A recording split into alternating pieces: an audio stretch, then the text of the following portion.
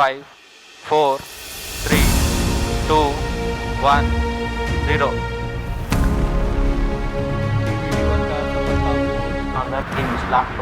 नोव्हेंबरमध्ये मला इस्रोकडून मेसेज आला की बाबा असं असं आम्ही मला शॉर्टलिस्ट करत आहे.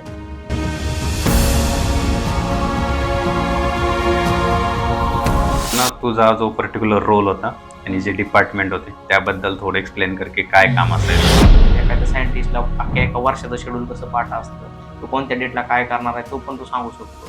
त्या गोष्टी मी खूप तिथे ॲनालिसिस असं पण म्हणायचे. तिथं नॉर्मली इंटरनेट नसतंय, फोन अलाउड नसतात, म्हणून तुमची 8 तास स्टार्टिंगला मला वाटायचं की अरे आपली 8 तास कसे जाणार आहे. लोकांनी पाहिलेलं आहे सोशल मीडियावरती टीव्हीवरती की रॉकेट लॉन्चेस होतात ते.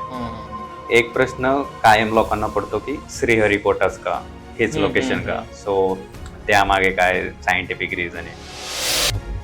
सो ह्या ज्या कंट्रीज आहेत त्या पे करतात आपल्याकडं सॅटेलाइट्स लॉन्चिंगसाठी. सो याच्यामधून पण गव्हर्नमेंटला बेनिफिट आहे. म्हणजे आता एक पर्टिक्युलर डिस्टन्सपर्यंत एक सरळ रॉकेट जात असतो की मेजरली आपल्याला जेवढी आपली ग्रॅव्हिटी आहे त्याच्या म्हणजे ग्रॅव्हिटी जिथपर्यंत असं म्हणण्यात चालली. आणि तिथून नंतर काय केलं जातं, जे नौजल असतात नौजल थ्रू आपण त्याचं डायरेक्शन डिग्री चेंज करतो. पूर्ण 1 वर्ष इंटर्नशिप झाली. त्यामध्ये जर मला विचारायचं असेल की टॉप 3 लर्निंग्स काय भेटल्या,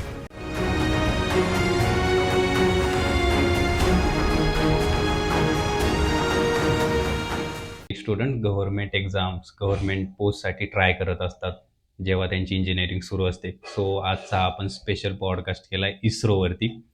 आज आपल्यासोबत आहे दयानंद, ज्यांनी त्याची इस्रोमध्ये इंटर्नशिप कंप्लीट केली आहे 1 वर्षाची 2023 to 2024 मध्ये. सो ही इंटर्नशिप मिळण्यामागची काय प्रोसेस होती, कुठे पोर्टलवरती अप्लाय करावे लागते, काय पूर्ण एलिजिबिलिटी क्रायटेरिया असतो, काय ऑफर केले जाते इस्रोकडून, काय काय शिकायला भेटले, खूप सारे डाऊट्स जे स्टुडंटच्या मनात असतात त्याबद्दल डिस्कशन केले. या पूर्ण इंटर्नशिपमधून काय शिकायला भेटले, त्याचा रिअल लाईफमध्ये कसा यूज करतो, जे पण इंटरव्ह्यूज त्याने इस्रोची इंटर्नशिप कंप्लीट झाल्यानंतर दिले त्यामध्ये त्याचा कसा बेनिफिट झाला, एक ॲडव्हान्टेज कशी एका स्टुडंटला भेटते दुसरी कंपनी क्रॅक करण्यासाठी, हा जो इस्रोचा टॅग आहे त्याची काय व्हॅल्यू आहे त्याबद्दल सुद्धा खूप काही बोललो आहे. आफ्टर इंटर्नशिप दुसरी कंपनी, दुसरा रोल, त्यामध्ये ह्या ज्या लर्निंग्स आहेत त्या कशा अप्लाय होतात, एका स्टुडंटचा लर्निंग ॲप्रोच कसा असावा त्याबद्दल बोललो आहे. एक ऑर्डिनरी पाथ जो की एका स्टुडंटला फॉलो करायला हवा त्याबद्दल खूप साऱ्या गोष्टींबद्दल डिस्कस केले. पॅशन कायम फर्स्ट प्रायोरिटी असावी, ती का असावी, मूवीज का पाहाव्या, अशा खूप साऱ्या गोष्टी आहेत. ज्यांना पण स्पेस इस्रो या टॉपिक्समध्ये इंटरेस्ट आहे, खूप सारे क्वेश्चन्स आहेत जे मी विचारले आहेत पर्सनली त्याला, त्याचे खूप सारे इंटरेस्टिंग आन्सर्स त्याने केलेले आहेत, ते ऐकायला सुद्धा खूप आवडतील. In case if you have more questions comment बॉक्समध्ये नक्की टाका. आमच्या टीममधून कोणीतरी नक्की रीच आउट करेल आणि त्या पूर्ण क्वेश्चनचे आन्सर दिले जातील. So it's Dayanand on beyond the code. Enjoy today's episode.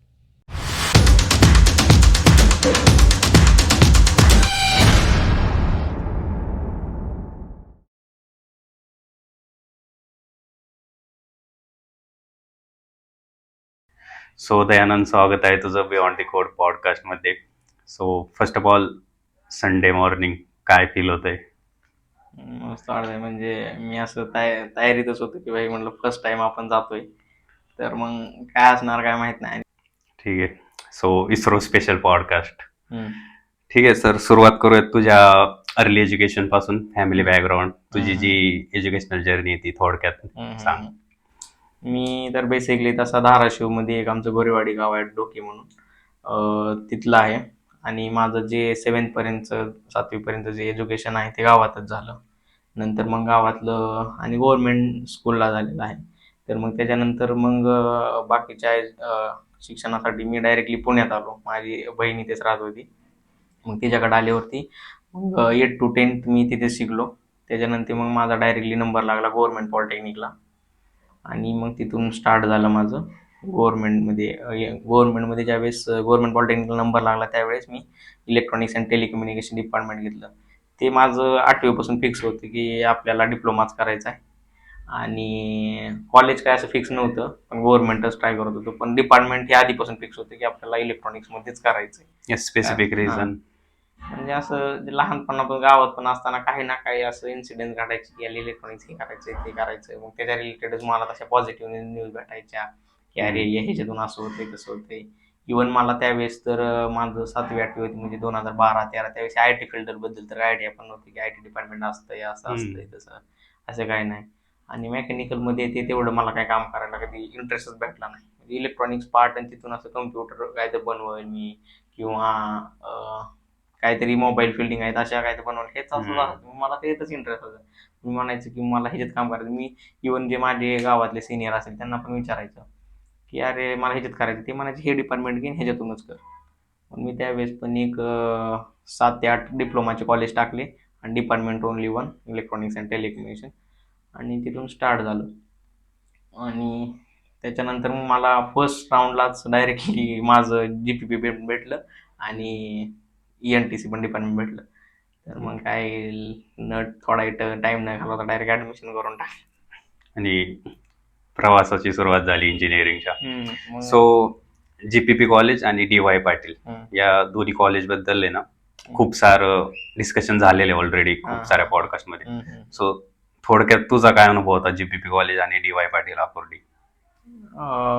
दोन्ही कॉलेजमधला खूप एक्सपिरियन्स चांगलाच होता. इव्हन स्टाफ असेल, ओव्हरऑल कल्चर असतील. आता काही गोष्टी मी एक ग्रामीण भागातून आल्यामुळे मला काय आयडिया पण नसायची की अशा काय असतात, तशा काय असतात किंवा ह्या पण करतात. ते अशा टॉपच्या इन्स्टिट्यूटमधूनच भेटतात. आणि मी तर सगळ्यांना असं रेकमेंड पण करेल की बाई जर शिकत असतील तर चांगल्या कॉलेजमधून टॉपच्याच शिका. जरी थोडा आउटसाईड जायला लागलं तरी चालेल. असं नाही की मी पुण्यातला आहे पुण्यातच करेल, मी इथला आहे तर मी इथंच करेल. टॉपचे इन्स्टिट्यूट निवडा, इव्हन गव्हर्नमेंटचेच निवडा. ओके. सो पॉडकास्टच्या सुरुवातीला तू एक किस्सा सांगितला होता की हॉस्टेलमध्ये असताना GPPचे जे प्रिन्सिपल होते त्या टायमिंगला त्यांनी एक स्टोरी सांगितली होती की मूवी का पाहायची. तर तो किस्सा शेअर कर. आमचे ज्यावेळेस आम्ही स्टार्टिंगला आलो त्यावेळेस मग लकीली जसं मला कॉलेज भेटलं तसंच फर्स्ट राऊंडला हॉस्टेल पण भेटलं. आणि माझ्यासाठी ते खूप चांगली ऑपॉर्च्युनिटी होती की कारण माझ्याची फायनान्शियल कंडिशन चांगली नसल्यामुळे मी लगेच ते पण घेतलं. आणि तिथे राहिल्यावर हॉस्टेलची खरंच मजा असते. इव्हन असं ऐकायचं आपण की हॉस्टेलची लाईफच वेगळी असते, लाईफ असते, पण मला वाटत नव्हतं भेटेल, पण ती भेटली. मग आता गव्हर्नमेंट कॉलेज असल्यामुळं सगळे टीचरचा स्टाफ तो तिथेच राहायचा. मग सॅटर्डे संडे असतील काय असतं तर आमचे जे नंदनवार सर म्हणून होते 2018च्या टायमिंगला, तर ते तिथं आले की आम्हाला सांगायचे की अरे तुम्ही मूवीज पाहायला जाता का नाही थिएटरला. आमचे तिथंच आपल्याजवळ एक स्क्वेअर होतं त्यावेळेस खूप रेट पण कमी होते. आणि मग पिक्चरला जायचं तर त्यांनी रिझन दिलं की पिक्चर बघण्याचं मेन रिझन काय, एंटरटेनमेंट तर आहेच पण त्यासोबतच की जी लाईफ माणूस एका जीवनात जगू शकत नाही ती त्याला पिक्चरमधून समजते की अरे ही लाईफ पण अशी आहे. एक्झाम्पल अमेरिकेचे सायंटिस्ट आहेत त्यांची ती लाईफ कशी आहे, ती कशी जगतात. मग एकासाठी तो एक मोटिवेशनल मानू शकतो की अरे मला पण असं करायचंय. वेगळे चायनावाले काही जगतात. इव्हन आपल्या इंडियामध्ये जेवढे वेगवेगळे कल्चर आहेत, वेगवेगळे लोक राहतात, वेगवेगळे लँग्वेज आहेत, तर तिथली लोक कशी जगतात, काय करतात. किंवा एक मिडल क्लास फॅमिली पिक्चरमध्ये दाखवलेली असते ती कशी जगते, कशी स्ट्रगल करते, काय एंड करते. इव्हन आपण मिडल क्लास आहेत आपल्याला ते समजून जातं. पण एक बिझनेसमॅनची लाईफ कशी असते, पॉलिटिशियनवाल्यांची लाईफ कशी असते किंवा आपल्यापेक्षा एक गरीब लोकांची लाईफ कशी असू शकते ही ह्या पिक्चरमधून गोष्टी समजतात. ह्याच्यामध्ये बरोबर आपल्याला जे स्टोरी केलेली असते डायरेक्टरनी जी ओव्हरऑल गोष्टी केलेल्या असतात किंवा ॲक्टरनी पण जे त्यांचं केलेलं असतं त्या गोष्टी चांगल्या असतात. इव्हन तर तुमचा पर्सनल ओपिनियन असू शकतो की मला पिक्चर आवडला नाही आवडला तो झालं, पण त्याच्यामधून जो आपण लहानपणापासून म्हणतो ना गोष्टीमधून बोध शिकला पाहिजे तसंच पिक्चरमधून एक बोध शिकला पाहिजे. आणि तो प्रत्येक पिक्चरमध्ये काही ना काही असतो, मग ते आपण ठरवायचं असतं की काय घ्यायचं असतो काय नाही. तर काही काही पिक्चर इन्स्पायरिंग असतात की एक IS झाला, तो मध्ये एक आलता भोला श्रीकांत भोलाचा, त्याच्यामधून शिकण्यासारखं काय ना काय. 12th फेल पण होता, त्याची पण ती रिअल लाईफ स्टोरी आहे की एखादा म्हणू शकतो की अरे मला आता मी पण कधी कधी म्हणतो मला टाइम नाही भेटत हे करणं ते करायला, पण त्यानं त्याच्या लाईफमधून किती स्ट्रगल करून त्यानं केलं. जर त्याच्यात त्या गोष्टी त्याला पॉसिबल नव्हत्या तरी पण केल्या, मग हे बाकीच्यांसाठी एक चांगलं मोटिवेशनल आहे की त्यानं जर तो पण करू शकतो तर मी पण करू शकतो. लाईफकडे बघण्याचा एक नवीन पर्स्पेक्टिव्ह सुद्धा भेटतो. करेक्ट. ओके. सो 2021 मध्ये diploma pass out, DY Patil अकोर्डीमध्ये इलेक्ट्रॉनिक्स अँड टेलिकम्युनिकेशनला इंजिनिअरिंगला ऍडमिशन. तिथे आहे. पण सेम झालं. तिथं माझं फक्त एवढंच चुकलं की फर्स्ट माझा प्रेफरन्स तर डी.वाय पाटील नव्हता. जे Okay. आहेत नियमानं दुसरे टॉपचे कॉलेज तसाच होता. फक्त डिपार्टमेंट तिथं पण सेम होतं की Okay. आपण इथंच केलं. तर तिथं मग त्यावेळेस आल्यावर मला थोडं समजलं होतं की डिप्लोमाला आल्यावर की IT कम्प्युटर असे फील्ड असतात. इव्हन ते हम्म. तुमच्याकडून पण मी शिकलो होतो. आणि त्यावेळेस कळलं होतं की म्हणजे इव्हन जे हार्डवेअर मी बनवणार आहे त्याला जे बॅकएंडला लागणारा जे सॉफ्टवेअर आहे ते IT कम्प्युटरवाले करतात. म्हणजे मी एक थोडक्यात 50-60% काम करतोय. मग मला जर कोडिंग म्हणजे सॉफ्टवेअर साईडचं करायचं असेल तर आपल्याला IT कम्प्युटर पण शिकलं पाहिजे किंवा हे. तर मग मला भरपूर जण पण म्हणायचे की तू IT कम्प्युटर स्विच कर, कॉलेज कोणतं पण असू दे. पण मी म्हणलं नाही, पहिल्यापासून ठरलेलं आहे तर मी हेच करणार. आणि नंतर आता जो आपला 2019 पॅटर्न होता SPPUचा, त्याच्यामध्ये मग भरपूर त्यांनी इलेक्ट्रॉनिक्सला पण काही सॉफ्टवेअरच्या गोष्टी ऍड केल्या. खूप सारे सब्जेक्ट जावा असतील, सी असेल, पायथन असेल. इव्हन ते डिप्लोमाला एवढं जास्त नव्हतं, पण ह्या नवीन सिलेबसमध्ये ते होतं. क्लाउड कम्प्युटिंग होता, डेटाबेस होता, पुन्हा जावा होतं, जावा स्क्रिप्ट होता, जावा ॲडव्हान्स होता. आणि मला ज्या गोष्टी होत्या ते पण होत्या. मग इलेक्टिव्ह सब्जेक्ट चूज करून आपण करू शकत होतो. म्हणून ते माझ्यासाठी बेनिफिट राहिलं. ओके. इथे एक ना पॉइंट नोट करण्यासारखं आहे की लाईक 21-22 मध्ये IT ची खूप बूम होती. ऍडमिशन्स भेटत नव्हते. तुला फ्रेंड सांगत होते की IT मध्ये जा, कम्प्युटर मध्ये जा, या फील्ड मध्ये जा, NTC सोडून. बट तू स्टिक राहिला NTC सोबत. तर हा डिसिजन ना नक्कीच हेल्पफुल ठरेल फ्युचरमध्ये. बिकॉज पॅशन जे आहे ना तिथंच थांबलेलं चांगलं असतं. जरी कम्प्युटरमध्ये आला असतास, काम नसतं आवडलं पण करतोय, त्यात ती मजा सुद्धा नसते आली. ठीक आहे, इंजिनिअरिंग जर्नीची सुरुवात झाली. गव्हर्नमेंट एक्झाम्स, गव्हर्नमेंट जॉबसाठी आधीपासूनच तुझा अट्टा असा होता की ट्राय करायचंय गव्हर्नमेंट पोस्ट कुठे भेटती. सो त्याची काय स्टोरी होती आणि इस्रो इंटर्नशिपची ऑपॉर्च्युनिटी ही एक स्टोरी सांग. तर ह्याच्यामध्ये काय माझं असं इंटेन्शन नव्हतं की गव्हर्नमेंटमध्येच करायचं. Okay. मला फक्त एवढंच की टेक्नॉलॉजी सोबत काम करायचंय आणि मला माझ्या फील्ड सोबत काम करायचंय. इव्हन ते गव्हर्नमेंट असेल किंवा प्रायव्हेट सेक्टर असेल, नाही तर तो माझा बिझनेस असेल. पण ते जसं मी स्टार्टिंगला सांगितलं, पिक्चर बघून माणूस होतो, तसं मग वाटायचं की अरे ह्याच्याकडं मग असंच कोणता तरी एक पिक्चर होता, मी तो पाहिला आणि मला वाटलं की अरे ह्या पोस्टमधून असं होतंय तसं होतंय. भरपूर असतील असे, किंवा इस्रोच्या रिलेटेड असतील किंवा टेक्नॉलॉजीच्या बाबतीत ऑफिसरच्या लेवल. तर मला वाटायचं की यायला आपण ह्या एक्झामची UPSC मध्ये ह्या पोस्टची तयारी केली पाहिजे. मग मी तसा मग पुढचे 8-10 दिवस घालून किंवा महिनाभर घालून किंवा काही दिवस घालून मित्रांना विचारून थोडा स्टडी करायचं कसं आहे, काय त्याला किती टाइम द्यावा लागणार आहे, टाइम दिला तर त्या गोष्टी किती पॉसिबिलिटी आहे, किती जी सक्सेस होणार आहे, तर ते पण बघायच्यात.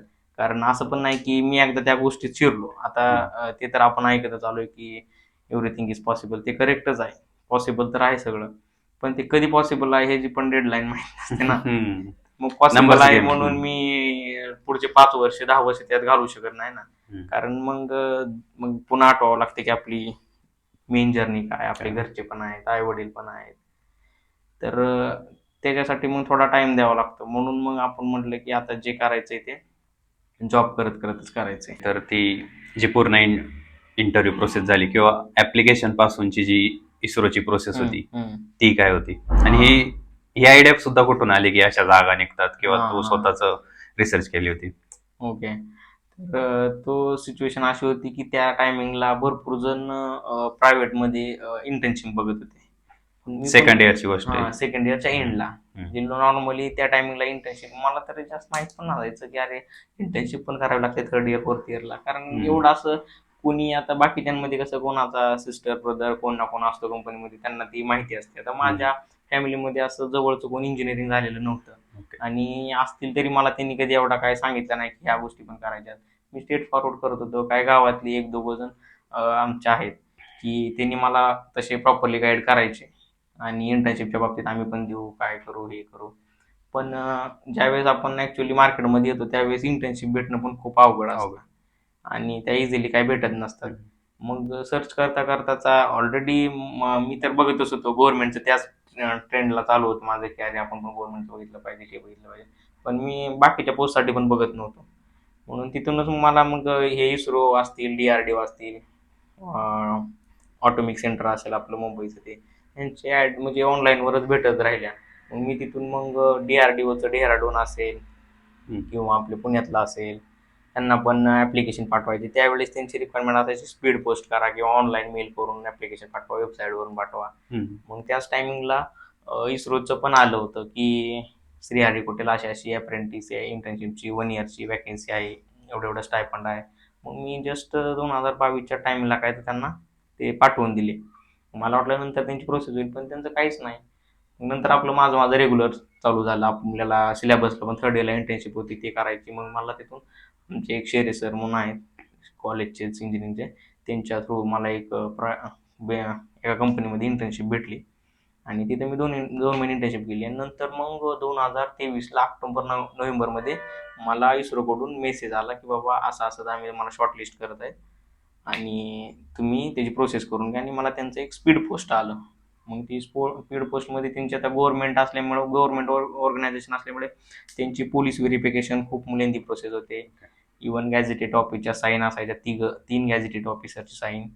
परत मग कॉलेजमधून कॅरेक्टर सर्टिफिकेट जिथं आपण ओव्हरऑल केलेलं आहे आणि डॉक्युमेंट जे आता त्यांना सध्या टेम्पररी ऑनलाईन द्यायचे होते. मग मेन गव्हर्नमेंटची तर प्रोसेस आहे ऑलरेडी शॉर्टलिस्ट झाल्यामुळे आपल्याला एवढं तर समजलं होतं की आपले 50-60% चान्सेस आहेत की आपल्याला तिथं होऊन जाईल. तिथे गेल्यावरती त्यांचा पण मेन फोकस होता की डॉक्युमेंट व्हेरिफिकेशन. डॉक्युमेंट व्हेरिफिकेशन झाल्यावरती नॉर्मली आपल्याला आपल्या बॅकग्राऊंडबद्दल आणि टेक्निकल नॉलेज ते चेक करून घेतात, की जसं इंटरव्ह्यूमध्ये काही काही कंपन्या बघून घेतात की बाबा एम्प्लॉयची गरज असेल की अरे हा करतो का नाही, 1 वर्ष करेल का, त्याला किती येतं, खरंच केलंय का, फेक डॉक्युमेंट्स आणि जस्ट ते टेम्पररी व्हेरीफाय करून घेतात आणि त्यांना ओके वाटलं की ते प्रोसिड करतात. आणि नंतर बॅक एंडला त्यांची जे आपण पोलीस व्हेरिफिकेशन केलेलं आहे किंवा गॅझेटेड ऑफिस साईन केलं ते नंतर बॅक एंडला त्या पोलीस स्टेशनला जाऊन ते व्हेरीफाय करतात, मेल किंवा लेटर पाठवून की दयानंद नावाचा असं असं तुमच्याकडून व्हेरिफिकेशन करून गेलं, ह्याचं बॅकग्राऊंड क्लिअर आहे का. पुन्हा तसंच माझ्या कॉलेजला पण मेल किंवा लेटर पाठवतात की हा तुमच्या इथं खरंच शिकलेला आहे का, त्याचं ओव्हरऑल बिहेवियर कसं होतं किंवा म्हणजे जे कॅरेक्टर सर्टिफिकेट प्रोव्हाइड केलंय ते करेक्ट आहे का, असंच त्याने फेक दिलंय. या गोष्टी क्लिअर होतात. त्या टायमिंगला माझा थोडा एकच डाऊट होता की सेमिस्टरची एक्झाम असल्यामुळं 7 सेमिस्टरची एक्झाम असल्यामुळं मी त्यांना थोडं एक्सटेंड करून मागितलं. त्यांनी पण ते मला हेल्प केली आणि मग नंतर माझी जी 7 सेमिस्टरची एक्झाम झाली की जॉईन केलो. माझ्या ज्या डी.वाय पाटील कॉलेज आहे त्यांनी पण मला त्याच्यामध्ये हेल्प केली की बाबा तू तिकडे जातोय, तुला तर तशी ऑपॉर्च्युनिटी भेटत असेल तर तू एक्झाम प्रॅक्टिकल ओरलसाठी रिटर्न येऊ शकतो, बाकीचं थेरीसाठी काही इश्यू नाही आहे. आणि लास्ट सेमिस्टर असल्यामुळे कॉलेजनी पण काय जास्त मला म्हणजे फोर्स केला नाही की नाही असं काय. ओके, आणि मला ती ऑपॉर्च्युनिटी भेटली. ठीक आहे. तो थोडंसं इथं थांबू. 2022च्या एंडिंगला अप्लाय केले, 1 वर्षानंतर शॉर्ट लिस्टिंग आली. सो जेव्हा ही शॉर्ट लिस्टिंग आली ना, त्या टायमिंगला ही कुठं पब्लिश होते, लाईक ऑनलाईन होते और काही आपल्याला मेसेज वगैरे मेल येतो? आपल्याला त्यांचा मेल आणि टेक्स्ट मेसेज येतो असं असं आहे. ओके. आणि पुन्हा नंतर ते आपल्याला डायरेक्टली हे करतात. त्यांच्याकडून जे मला तर त्यांनी डॉक्युमेंट व्हेरिफिकेशनचे डॉक्युमेंट्स होते त्यांना जे रिक्वायर्ड, त्यांनी मला डायरेक्ट ते कॉपीज पाठवल्या होत्या मेल ह्याच्यामध्ये. पहिल्यांदा ऑफर लेटर पाठवलं, त्याच्यामध्ये ऑफर लेटरमध्ये ते मेन्शन होतं. Okay. आणि बाकीचे पुन्हा ज्यांना जे रिक्वायर्ड आहेत, साईन पाहिजे, काय डॉक्युमेंट्स पाहिजे, त्यांनी ते पूर्ण पेज दिले. आता एक्झाम्पल त्यांना पोलीस व्हेरिफिकेशनचं डॉक्युमेंट पाहिजे तर त्यांनी तो पूर्ण एक लेटर पॅड दिल्यासारखं देतो. मग तिथे आपलं नाव ते टाकून पोलिसांची व्हेरिफिकेशन करून द्यायचं. सेम मेडिकल व्हेरिफिकेशन पण होतं. मेडिकल व्हेरिफिकेशन पण गॅझेटेड ऑफिसर मोठ्या ऑथॉरिटीकडून होतं की एज मेन त्यांचा अजेंडा देत असतो. एज जे त्यांना मेन्शन केलेलं आहे ते रिअल एज आहे का, बाकीच्या पण गोष्टीमध्ये तो कुठे काय आहे का, म्हणजे आहे तर त्यांना ते द्यावं लागतं मेन्शन करून, नाहीतर खोटी इन्फॉर्मेशन देऊन चालत नाही. आणि तसंच मग कॉलेजमधून पण गॅझेटेड कॅरेक्टर सर्टिफिकेट आहे, हे असे डॉक्युमेंट त्यांना घेऊन आपण आणि ओरिजिनल आपले डॉक्युमेंट पण घेऊन त्यांना डायरेक्टली रिपोर्टिंग करायचं असतं, त्यांनी जी डेट दिलेली आहे तसं. 1 वर्षानंतर जेव्हा शॉर्ट लिस्टिंग आली, खूप सारे स्टुडंट्स अप्लाय करत असतील. शॉर्ट लिस्टिंग आल्यानंतर एक नंबर असेल की एवढे एवढे शॉर्ट लिस्ट होतात. काय वाटतं, कशाच्या बेसिसवर शॉर्ट लिस्टिंग झाली असेल? नाही म्हणजे मला पण आयडिया नव्हती की अरे काय, म्हणजे मी पण म्हणायचे की मला तर स्टार्टिंग वाटायचं ठीक असेल काय, इसरो थोडी ना आपल्याला असं काही करणार नाही. मी केलं त्यावेळेस. मग मी पण मी त्यावेळेस त्यांना स्पीड पोस्ट केलेलं, माझ्याकडे ते आपलं डॉकेट डिटेल्स असते ना, नंबर तो LR नंबर तो माझ्याकडेच होता. मी माझ्या वॉलेटमधून बघितलं, अरे हा म्हणलं मी पाठवेल तर आता एवढं ॲक्युरेटचं कोण नाही. मग मी ठीक आहे, आता माझ्याकडे एकच ऑप्शन, आता 10-15 दिवस वेट करणे. ते जोपर्यंत लेटर मला भेटत नाही तोपर्यंत मी काहीच करू शकत नाही. एकदा लेटर भेटल्यावर मी एकदा तिकडे कॉल करून ते त्यांची लँडलाईन नंबर असतात, तिथं फोन बिल अलाउड नाही तिकडे काय. मग त्यांना मेल करून ते त्यांना विचारून घेतलं, ते म्हणले आहे असं असं. आणि मला एवढं पण माहित नव्हतं की पुण्यातून कोण आहे किंवा अख्ख्या महाराष्ट्रातून कोण आहे. आणि एकतर मी एवढा लांब जाणार, मला टेन्शन असतं की लँग्वेजचं तिथं काय करायचं, सेकंड म्हणजे खाण्याचं काय करायचं. पण जे माझं कॉलेज मधला स्टाफ होता आणि फ्रेंड्स लोक आहेत त्यांनी म्हणले की जा तू एकदा जाऊन बघ तर काय आहे, काय 1-2 दिवस जायचे यायचे जातील. आणि ठीक आहे म्हटलं, म्हणून मी नंतर गेलो त्या श्रीहरिकोट्याला. इथून डायरेक्टली नेल्लोर किंवा चेन्नईपासून जवळच आहे ते, हार्डली 50-60 किलोमीटर.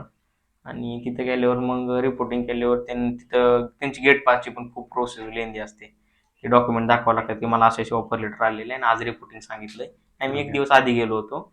तर मग त्यांना एक दिवस आधी गेल्यावर त्यांनी मग पूर्ण आम्हाला गेस्ट हाऊसला राहायची खायची सोय केलेली होती. मग रिपोर्टिंग करून एक टेम्पररी गेट पास बनवला आणि आतमध्ये प्रोसेस केलं. ज्या दिवशी रिपोर्टिंग आहे सेम डेला मिळाला ती तिथं ड्रॉप करतात.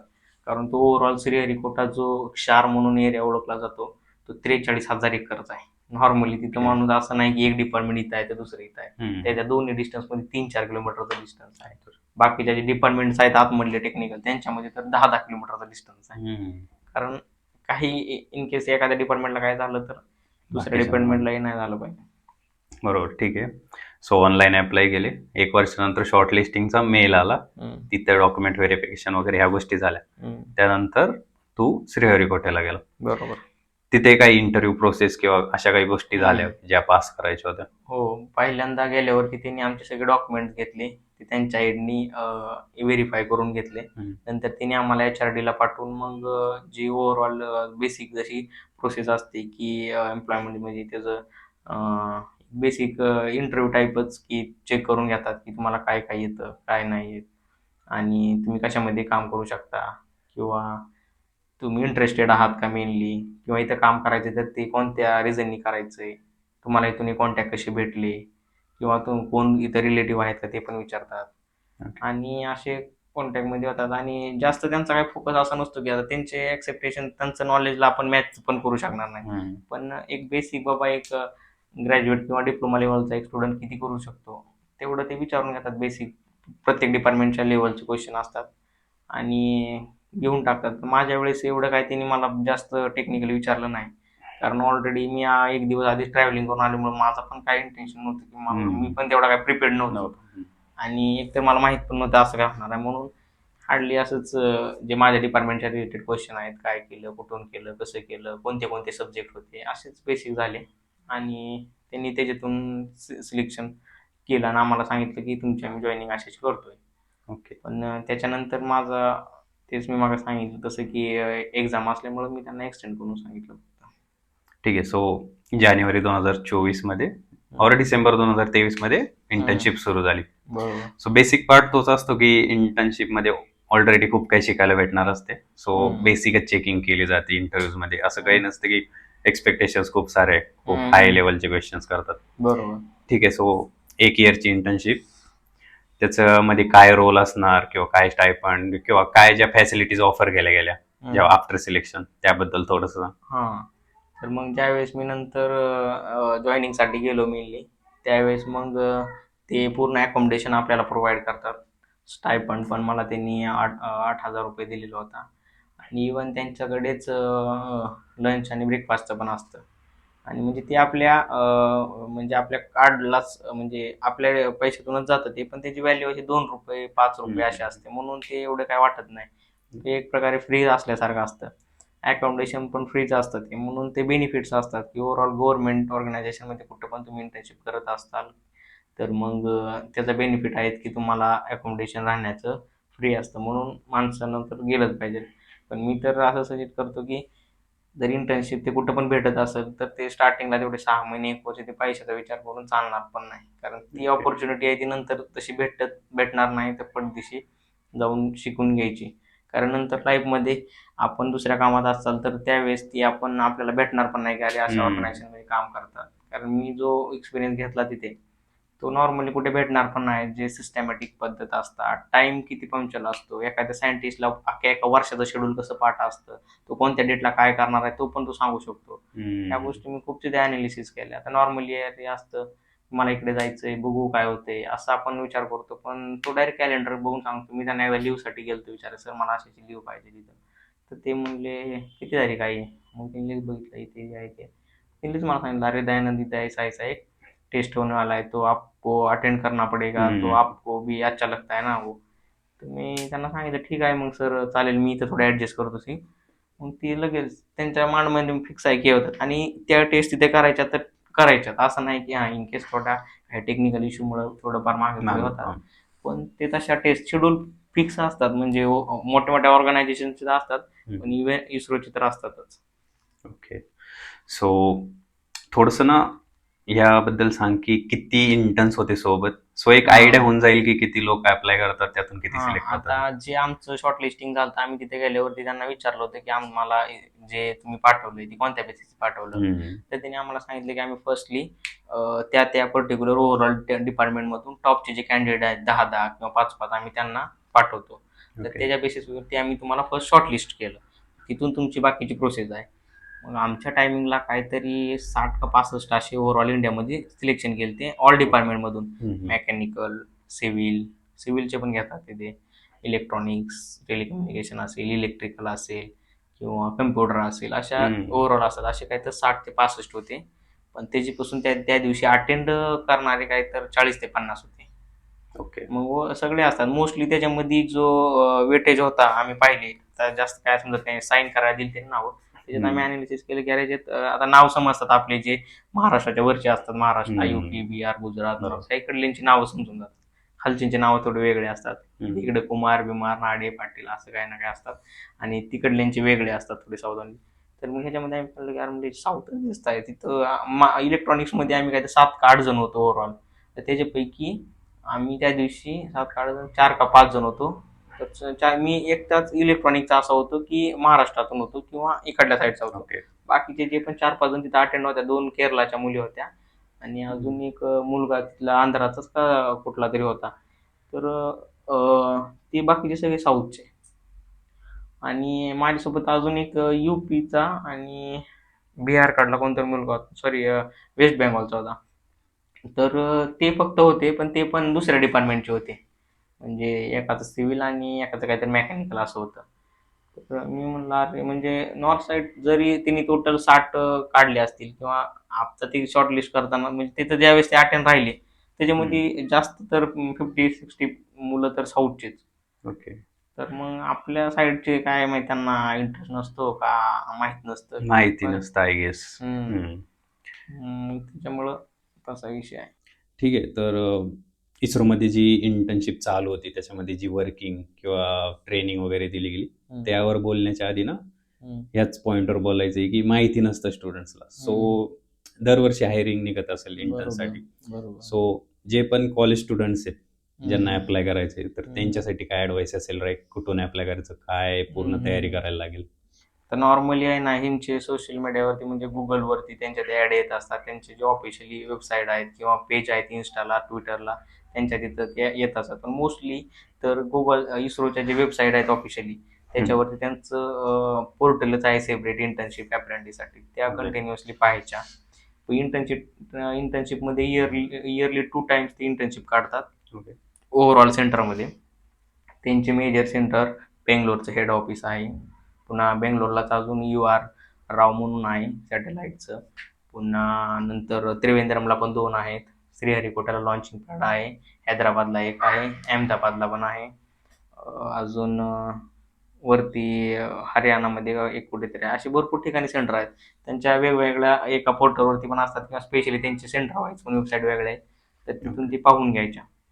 आणि आता इंटर्नशिप इयरली 2 टाइम असतात, काय तर जून-जुलैच्या टायमिंगला एकदा असतात आणि म्हणजे त्या पिरियडला स्टार्टिंगला एक असे काहीतरी आहेत.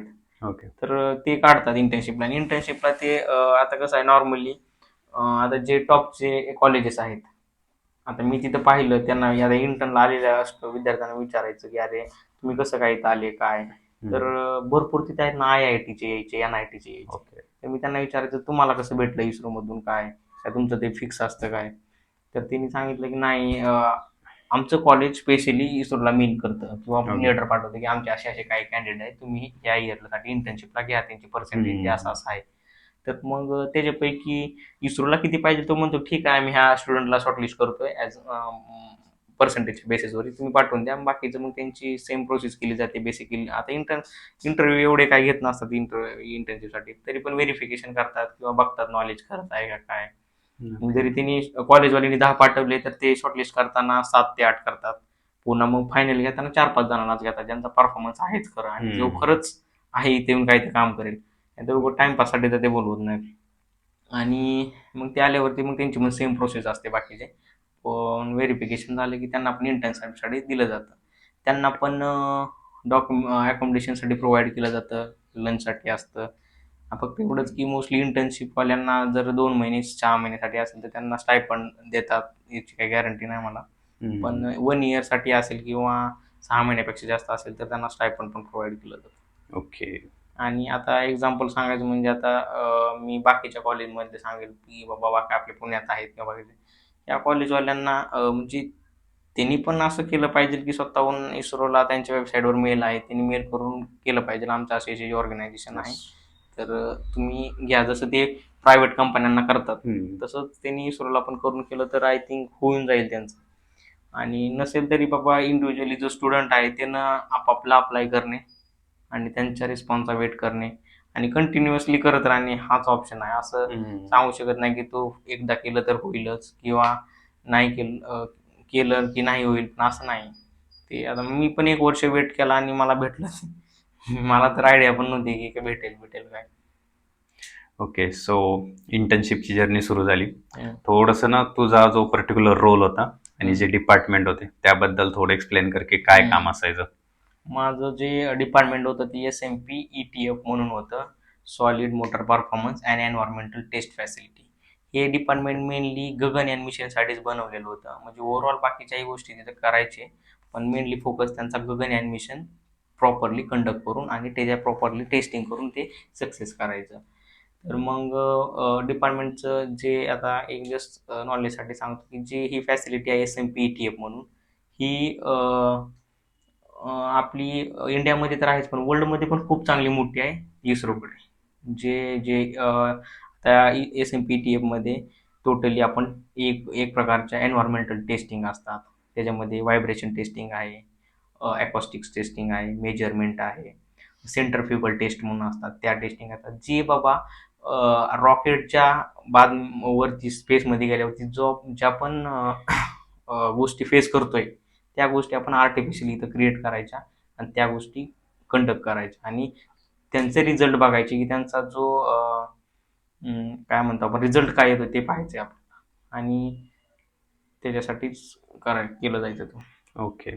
सो त्यामध्ये पूर्ण सेटअप रेडी करणे, मोटर्सबद्दल नॉलेज, जे पण टेस्टिंग करायची त्याबद्दल नॉलेज, याची सगळ्याची ट्रेनिंग दिली जाते. हो, स्टार्टिंगला 2-3 महिने तर मला अनालिसिस असायचा आणि अनालिसिस करायला लावायचे ते आणि वरतून पहिल्यांदा मला विचारायचे की तू काय शिकला याच्यातून आणि मग मी त्यांना काय ते सांगायचो. मी त्यांना जास्त आपण भाषा सांगायचो, वाढीव सांगायला गेलो ते लगेच म्हणायचे बाकी का कुछ लेना देना नाही, हेच नाही आप बोलो. म्हणजे मी काय सांगितलं त्यांना. मग आता ते कसं आहे ते म्हणजे ते टेक्निकल मध्ये मास्टर माणूस असायचे. जरी बाबा तो मेकॅनिकलचा असला तर त्याला इलेक्ट्रॉनिक्सचं तेवढंच नॉलेज आणि जरी तो इलेक्ट्रॉनिक्स असला त्याला मेकॅनिकलचं पण तेवढंच नॉलेज.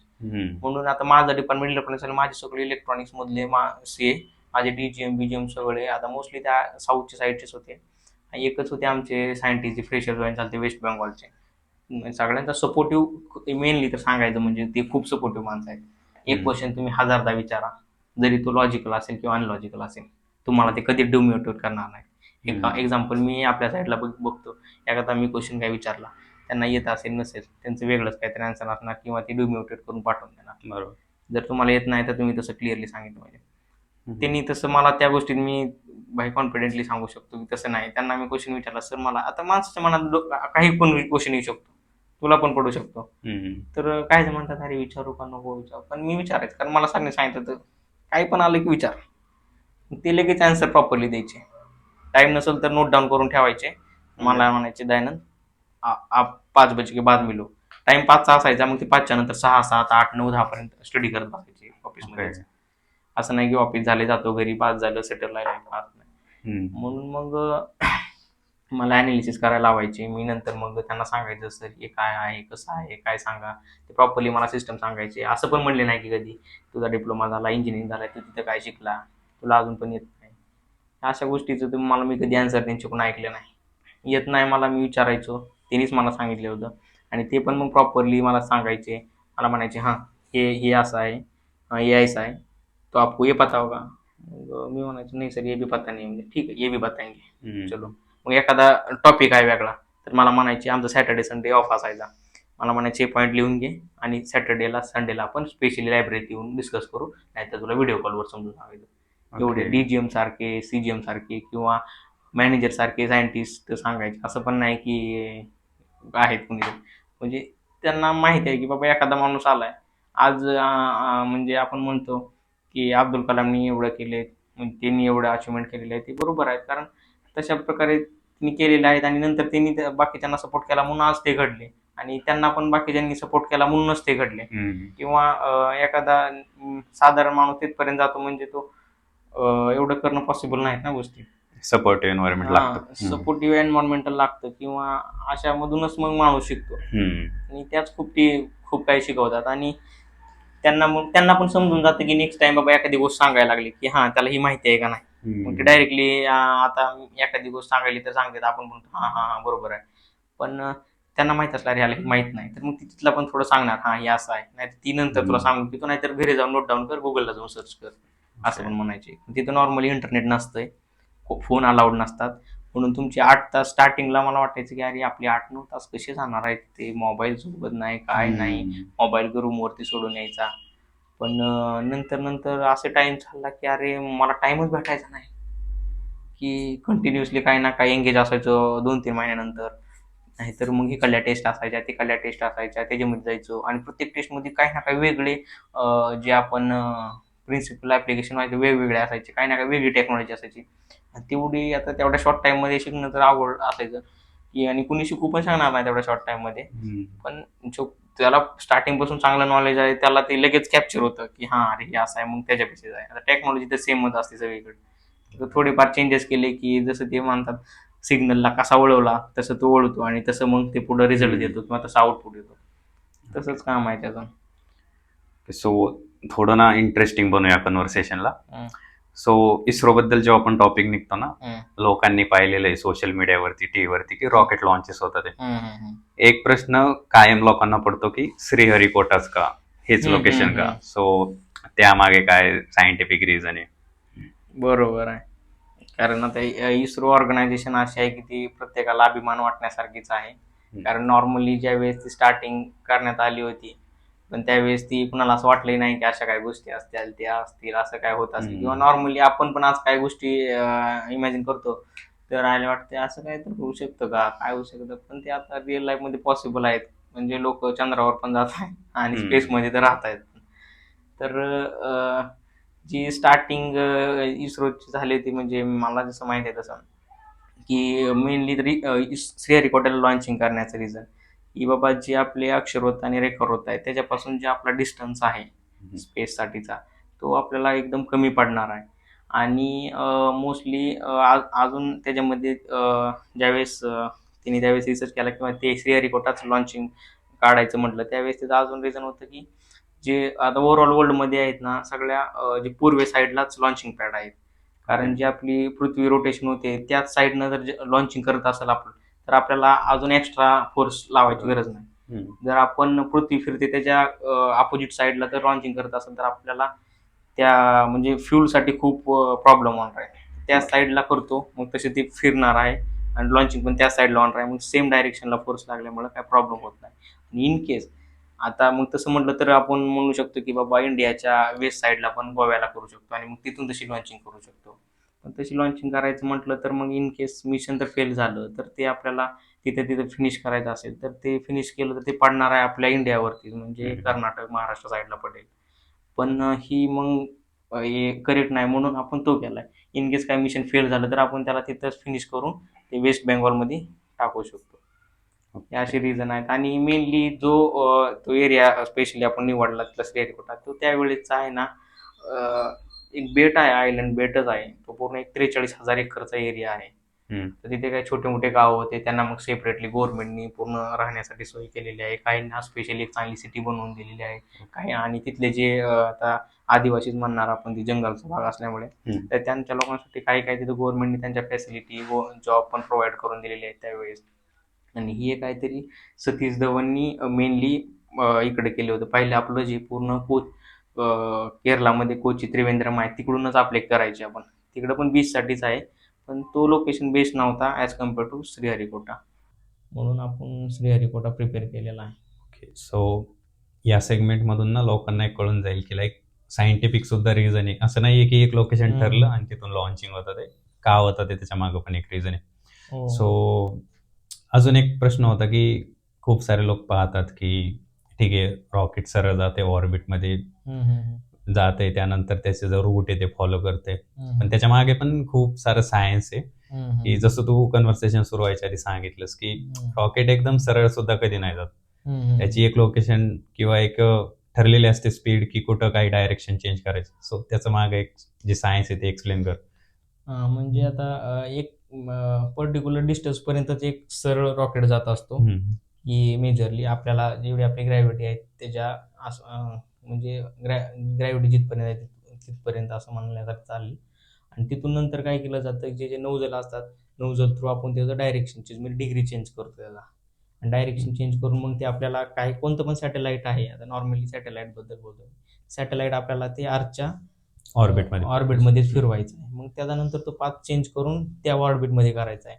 मग आता तो ऑर्बिट फिक्स करण्यासाठी आपली जी स्पेस एजन्सी आहेत ओव्हरऑल वर्ल्डच्या, त्याच्यामध्ये ते फिक्स केलेलं आहे की मला इथून इथपर्यंत जायचं आहे, तर कोणत्या ऑर्बिटमध्ये कोणत्या लोकेशनला ते फिक्स करायचं आहे. ते त्यांच्याकडून आपण सांगतो की मला इथे करायचं आहे, तर ऑलरेडी ते एंगेज पाथ नाही येणार, तर मग तिथून ते फिक्स केलं जातं.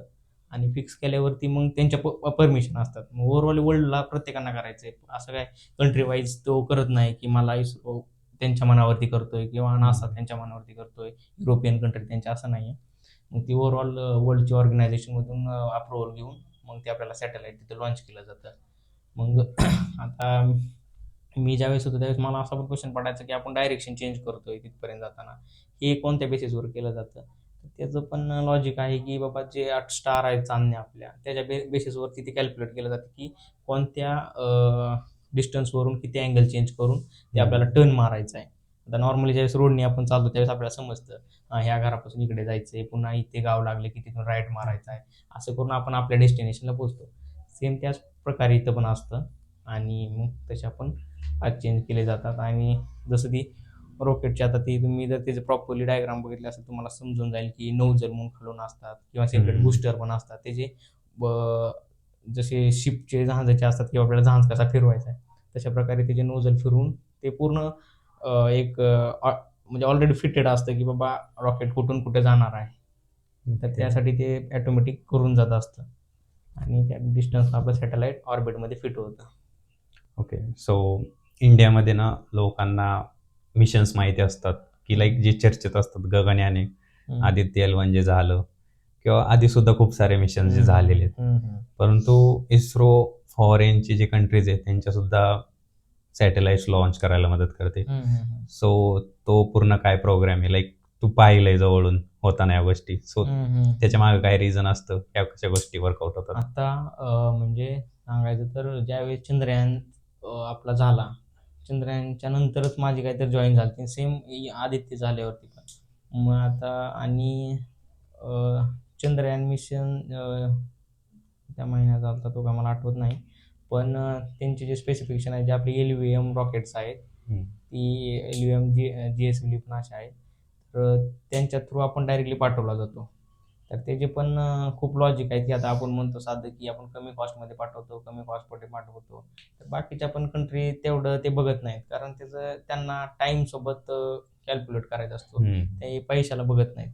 आता जे आपण ऑर्बिटमध्ये आपण जो अक्षय कुमारचा एक पिक्चर पण आला होता मंगलयान म्हणून, त्याच्यामध्ये ती जी टेक्नॉलॉजी दाखवलेली आहे तशाच टेक्नॉलॉजी, ती सेम टेक्नॉलॉजी यूज करूनच आपण म्हणजे चंद्रयान मिशन आहे ते सक्सेस केलेलं आहे. आणि जे आता हाय डिस्टन्सवरती जायचं आहे खूप, जसं चंद्रयान आहे, त्यासाठी मग आपण मोठे मोठे व्हेकल वापरले जातात. सेम की बाबा आपल्याला आपलं एखादं लगेज आहे खूप हेवी आहे, आणि लॉंग डिस्टन्स आहे तर आपण मोठी गाडी प्रिपेअर करतो. तसंच याच्यामध्ये पण असतं. एक्झाम्पल मला एखादा 200 ते 300 किलोमीटरवरती सॅटेलाईट पाठवायचा आहे इथून 200 ते 300. तर मग त्यांना माहिती आहे की मग त्यांचं कॅल्क्युलेशन आहे लॉजिकली की बाबा ह्याच्यासाठी हे आपलं रॉकेट मिशन ओके आहे आणि आपण हे जेव्हा ते पाठवू शकतो. उगाच ते असं नाही की मोठी गाडी म्हणजे दुसरी गाडी हे नाही पाठवायची. तशा वेळेला मग छोटा असेल तर मग पोलार सॅटेलाईटमध्ये कोणतं ऑर्बिट पाठवायचे तर आपण PSLV प्रिफर करतो. जिओ सिंक्रोनाइज काय असेल तर GSLV आहे. हेवी लिफ्टमध्ये असतील काय, आता रिसेंटली एक झालेला आहे आर्मीचा एक लॉन्चिंग झालेला आहे. हे सगळे रॉकेटचे टाईप्स. हां म्हणजे तर झालेला तो GSLV मध्ये झाला मी असं LV मध्ये झालेला असं सांगतो. ओके. सो ह्या ज्या कंट्रीज आहे त्या पे करतात आपल्याकडं सॅटेलाइट्स लॉन्चिंगसाठी. हां. सो याच्यामधून पण गव्हर्नमेंटला बेनिफिट होत आहे. हो, म्हणजे स्टार्टिंगला आपण काय करत होतो की इस्रो मेनली फोकस करायचा रिसर्चवरती, कारण आपली इंडियन रिसर्च ऑर्गनायझेशन आहे. तर मेन त्यांचा फोकस असा रिसर्च करणे आणि म्हणजे कन्क्लुजन कडून आउटपुट करणे फक्त. म्हणजे जे आपण रिसर्च करतो तेच करणे. पण नंतर आपण त्या लेवलचे कॅपेबल आहेत की बाबा आपण दुसरे पण कामं करू शकतो इव्हन पॅरलरी, कारण आपली टीम पण खूप मोठी आहे आणि इव्हन त्या फील्डमधून गव्हर्नमेंटला आणि इस्रोला पण एक फंडिंग भेटते. तर म्हणून मग आता मोस्टली ज्या नासाचे काही असतील मिशन किंवा युरोपियन कंट्रीचे असतील त्यांचे काही सॅटेलाईट असतील ते आपल्याला तसे सॅटेलाईट त्यांचे देतात. मग त्या स्पेसिफिकेशनचा स्टडी करून आपण एक आपलं रॉकेट तयार करतोय, एक व्हेकल, आणि त्या व्हेकल थ्रू डायरेक्टली ते सॅटेलाईट आपल्या ऑर्बिटमध्ये फिक्स करून देतोय. ते ऑलरेडी फिक्स असतं, तेच सांगतात की आम्हाला हे सॅटेलाईट ह्या ऑर्बिटमध्ये फिक्स करायचं आहे आणि मग ते आपणच ठरवायचं की त्याच्यासाठी आपल्याला कोणती व्हेकल रॉकेट सुटेबल आहे. मग PSLV यूज करायचा आहे, GSLV करायचा आहे, Mark 3 करायचा आहे. मग त्याच्या अकॉर्डिंग करतो आणि त्यांचे पण ज्या युरोपियनवाले किंवा ज्या कंट्रीचा सॅटेलाईट आहे ते पण त्यावेळेस इथं अवेलेबल असतात. असं नाही की ती सॅटेलाईट आपण लॉन्च करतोय तर त्याचा डेटा आपण पण यूज करू शकतो. त्याचं काहीच ऑथॉरिटी आपल्याकडे नसते. एकदा ऑर्बिटमध्ये तो सॅटेलाईट गेला ते डायरेक्टली त्यांचा सिग्नल त्यांच्याच कंट्रीला देणार. कारण ते असं आहे, कारण ती असं करणार नाहीत की फ्रिक्वेन्सी मिसमॅच. ओके. आपण फक्त एक सर्व्हिस प्रोव्हाइड करतो. सर्व्हिस प्रोव्हाइड करतो. इव्हन आता हे स्टार्टिंग कधीपासून झाली माहित नाही, पण हे आता चालू केलंय. इव्हन ते बेस्ट पण आहे की इस्रो ऑर्गनायझेशनसाठी पण पैसे भेटत आहेत बाहेरून कंट्रीकडून आपल्याला आणि इव्हन आपल्या इंडियासाठी पण भेटत आहेत. आणि त्याच्यासाठी आता आपल्या गव्हर्नमेंटनी लास्ट इयरला काहीतरी तामिळनाडूमध्ये पण अजून लॉन्चिंग पॅड अजून करायचं चालू केले. ऑलरेडी आपल्या इस्रोमध्ये ज्यावेळेस स्टार्टिंगला सतीश धवननी चालू केला तो श्रीहरिकोटा एक अब्दुल कलामच्या टायमिंगला तो जुना एक लॉन्चिंग पॅड होता. तो आता सध्या खूप ओल्ड टेक्नॉलॉजी असल्यामुळे बंद केला. आता 2 सध्या करंटली अवेलेबल आहेत ओव्हरऑल इंडियामध्ये, फर्स्ट लॉन्च पॅड आणि सेकंड लॉन्च पॅड. हेवी काही लिफ्ट व्हेकल असतील किंवा सॅटेलाईट असतील किंवा पूर्ण वजन खूप आहे त्याचं, तर आपण सेकंड लॉन्च पॅडवरून लॉन्च करतो. जसं की चंद्रयान केलेला आहे रिसेंटली पण झालेला. PSLV सारखे किंवा छोटे काय रॉकेट असतील तर आपण फर्स्ट लॉन्च पॅडवरून करतोय. सेकंड लॉन्च पॅड हा आपला खूप हाय टेक्नॉलॉजीवरती काम करतो, त्या लेवलचं आहे तिथं. ओके. सो त्यांचं आपल्याकडे येण्याचं कारण सुद्धा हेच आहे की कॉस्ट सेव्हिंग. जी पद्धत आपण वापरतोय ऑर्बिट्सचा यूज करून, ग्रॅव्हिटीचा यूज करून पुश करतोय, ते कारण आहे. कारण आपण कोणती पण आता ओव्हरऑल बाबा एम्प्लॉयमेंटच्या बाबतीत असेल तर किंवा काय असेल आपल्या इकडले सायंटिस्टची बाबा जी कॉस्ट आहे किंवा बाहेरच्या कंपेअरमध्ये ओव्हरऑल गोष्टी कंपेअरमध्ये आपण बाकीच्या गोष्टी कॉस्ट सेव्हिंगच करतोय. तर मग बाकीच्या कंट्रीजना पण ते बेनिफिट आहे की बाबा जर एखादं सॅटेलाईट कमी कॉस्टमध्ये जर जात असेल तर मग ते डायरेक्टली त्यांना देऊ, ते करून देतील आपल्याला, असं आहे. पण बाकीच्या कंट्रीज आहेत ती खूप हाय कॉस्टवरती करतात. लेट्स कम्पेअर किती कॉस्ट होतो पूर्ण. जर कोणी त्यांचं सॅटेलाइट स्वतः लॉन्च करतोय किंवा आपण करतोय तर काय पूर्ण कम्पॅरिझन असेल, किती कॉस्ट येतो? आता जी नॉर्मली कॉस्ट आहे आपल्याकडली लॉन्चिंगची ती 500-600 असे 700 करोडपर्यंत पण जातात. नॉर्मली ॲव्हरेज 500 ते 600 करोड एक व्हेकलची असते ओव्हरऑल कॉस्ट. की बाबा त्याचं बनवण्यापासून त्याला लागणारा टाईम 3-4 महिने पूर्ण प्रोसेस करायची, कंटिन्युअस पॅरलिटी असतात. हे मिशन झालं जसं मी स्टार्टिंगला सांगितलं बाबा प्रत्येकाचं शेड्यूल माहिती असतं. मला ह्या वर्षामध्ये एवढ्या लॉन्चिंग करायच्या आहेत, ही लॉन्चिंग किती आहे. तर मग असं नाही की पहिली लॉन्चिंग करायची जानेवारीमध्ये तर जानेवारीचंच काम करायचं, असं नाही. डिसेंबरचे पण लॉन्चिंगचं काम जानेवारीपासून चालू असतं. मग बरं इन्क्लुडिंग की डिसेंबरच्या ती जानेवारी नोव्हेंबरमध्ये पण करायचा त्यांचा प्लॅन होऊ शकतो. मग ते तसंच तिथून टाइम टू टाइम चालू असतं. आणि एक व्हेकल झाली की लगेच दुसरी लॉन्चिंग करताना लगेच 1-2 दिवसांनी किंवा 1 महिन्याने करू शकत नाही. Okay. कारण जो लॉन्चिंग पॅडचा सेटअप आहे तो मेंटेनन्स करावा लागतो एक हम्म. लॉन्चिंग झाली की. कारण पूर्ण तिथे खूप काही गोष्टी यूज होतात. सेन्सर असतात, टेक्नॉलॉजी असतात, मशीन असतात, ॲम्प्लिफायर असतात, केबल्स असतात. सगळ्या गोष्टी व्हेरीफाय करायच्या असतात की बाबा हे लिफ्ट गेल्यापासून लिफ्ट ऑफ झाल्यापासून बाकीच्या गोष्टी व्यवस्थित आहेत का त्या टेस्टिंग करायच्या. आणि परत मग तो आपला जो सेटअप आहे सगळा त्या दुसऱ्या व्हेकल बसून इथं तुम्हाला आणायला पण टाइम जातो. परत मग त्याचे मेजरमेंट टेस्टिंग केले जातात.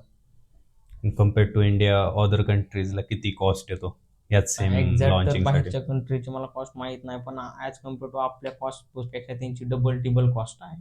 ओके म्हणजे जर आपली 500 असेल त्यांची 2-3 हजार करोड पण असू शकते.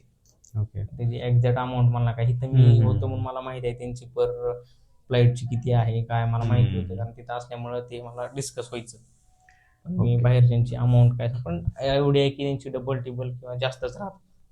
ओके. सो ज्या पण लोकांनी ना मंगलयान हा मूवी पाहिलाय किंवा ज्यांना थोडं नॉलेज आहे स्पेस इस्रो या गोष्टींबद्दल, त्यांनी एक गोष्ट नेहमी ऐकली असेल की compared to other agencies in the world like NASA आहे किंवा युरोपचं सुद्धा आहे, सो आपल्याकडे कायम बजेट इश्यू राहिलेला आहे की इथे बजेट कमी दिलं जाते. सो बरोबर. तू इंटरनली काय पाहिलंय की लाईक किती ग्रोथ होतीये किंवा कोणत्या गोष्टींची गरज आहे ऍक्च्युअल मध्ये इस्रोला जर बूस्ट करायचंय त्यांच्या इतकं तर?